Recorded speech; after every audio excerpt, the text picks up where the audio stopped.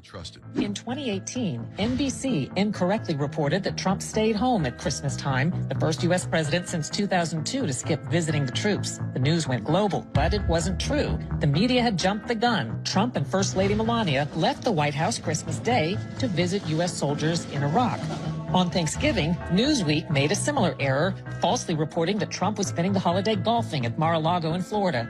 But the reporter had fabricated the golf story. Trump flew to Afghanistan on Thanksgiving to again be with the troops, making Trump the only president in U.S. history to visit troops in a combat zone both on Thanksgiving and so close to Christmas, though the press never reported that. CNN claimed Nancy Sinatra was not happy her father's song was played at Trump's inauguration. But Nancy Sinatra responded, "That's not true. I never said that. Why do you lie, CNN?" Time falsely claimed Trump removed the bust statue of Martin Luther King from the Oval Office.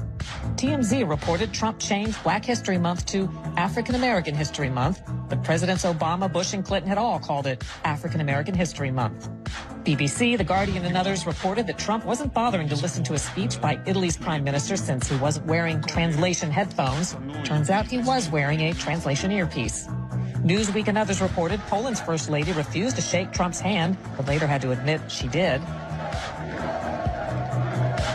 CNN edited Trump's remarks to make it seem as though he didn't realize Japan builds cars in the U.S., but the full statement made clear that he does. You've been creating jobs for our country for a long, long time. Several Japanese automobile industry firms have been really doing a job. CNN also edited a video to make it seem like Trump impatiently dumped fish food in the water at Japan's palace. But he followed the lead of Japan's prime minister. Newsweek claimed Ivanka Trump plagiarized one of her own speeches, which is impossible since plagiarizing is stealing someone else's work. The UK Telegraph apologized for at least 8 mistakes in an article criticizing Melania Trump. The New York Times, AP, CNN, and others excerpted a Trump comment as if he'd called all illegal immigrants animals. These aren't people. These are animals. Later corrections noted he'd been referring to members of the murderous MS-13 criminal gang.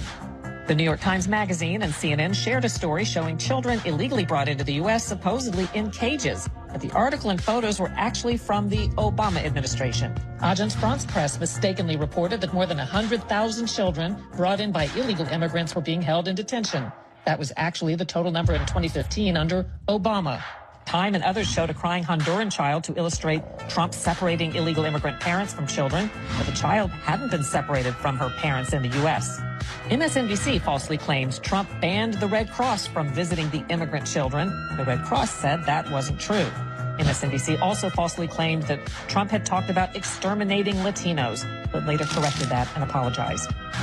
NBC News misidentified the focus of Trump's praise in a speech as Confederate General Robert E. Lee. Actually, Trump was talking about Union General Ulysses S. Grant. And his name was Grant, General Grant. The Washington Post and others falsely reported that Trump supporting pro-life Catholic high school students were the aggressors in a confrontation in Washington, D.C. Several news outlets featured an empty podium at Trump's 4th of July celebration in 2019 and said he didn't draw crowds, but the photo was taken before the event. The actual crowd was huge.